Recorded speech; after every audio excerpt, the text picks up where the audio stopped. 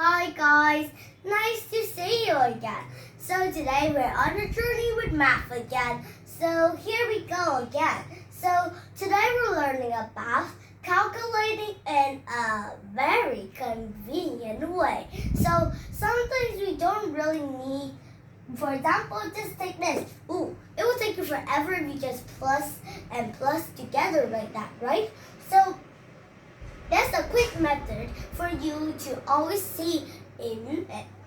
But most of you may see that first we just need to take this, multiply with each other, and then take this, multiply with each other, and then plus with this.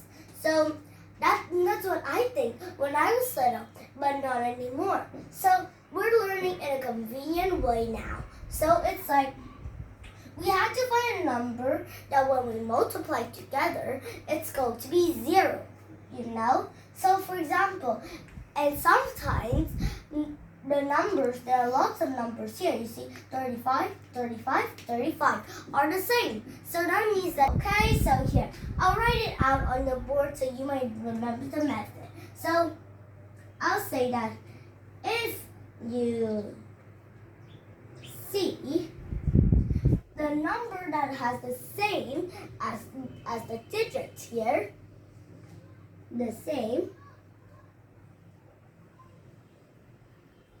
you don't need to change it at all. So you don't need to do like 35 plus 35 plus 35 like that. You only need one 35, only one. I don't think we need to write it. So this is just one fact of it. We don't need to use it in this one. So we sometimes like this one. So when we have a 0 at the bottom like this one, that means that there'll always be a 0 there. But here there are zeros here, but when we plus it together, it doesn't equal like that. So this is how we do it. First, let's just write it out again. And after that, let's just take one of these 35 or other digit numbers that have the same one. So here are both the same. So that means that we'll put it in one group. We'll put it outside. And now we'll multiply. Here has a multiplication. The first multiplication, that means that we'll use that one and not the others. So when we multiply it together, please put a comma there so that we would see that first we're to do in a comma before we'll do the multiplication ones. So after that, we plus 1. Because this one has the same number on it, so that means that we plus 1. After that, we'll write the answers out and poof, here's the answer. So now you got it, everyone? And another one that you might see that is, for example, I'm going to take this and we'll do it together now. So this is how we do it. So you might see that they're both multiplications, right? If they're both multiplication, you may think that, so that we'll do 1 by 1. But actually it's not. Sometimes we can do it 1 by 1, but sometimes it asks us to calculate in a convenient way. So that's how 0 comes in handy. So first find a number that has a 0 in the back. So like 25 and 4. It has zeros. So after that we'll multiply it together. So that equals to 100. So then we'll write this, no difference at all. And then we'll multiply with the number that we found. After that, just need to write the answer. There we go. Very easy, right guys? So 0's the easiest, but you should see this hard one. So why don't we try doing this? It kind of looks difficult, but don't worry. It's no difficult for us. Watch this. So you will see that 140 is the same. So let's put it in a group together. Here. We'll put it in a group together. That means that it's the same, so we just need to put it in one group. And we don't need to plus with each other at all. After that, we'll multiply it Okay? Put a comma again. 53 and minus with 43. Minus with 43. So we don't need to plus or minus 1 at all because at the back there's not a same number. No same numbers here, so we don't need to plus or minus 1. Yeah. Now we'll calculate it, write the answer, and that's all. First, we'll still keep this as 1, and then we'll multiply with the number that we found. So here's 0, here's 10.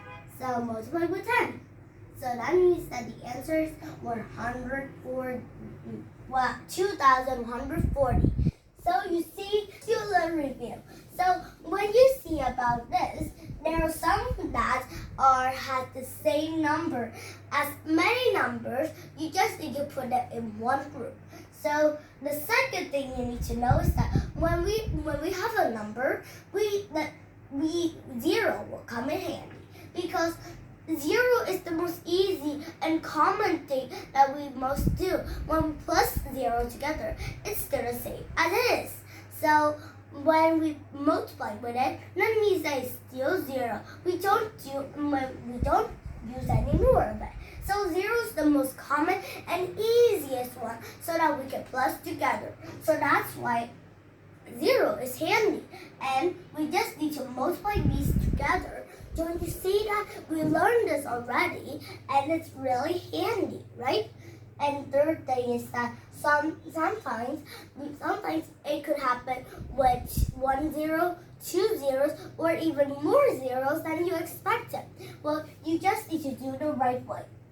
First one is that find a number that is the same each other.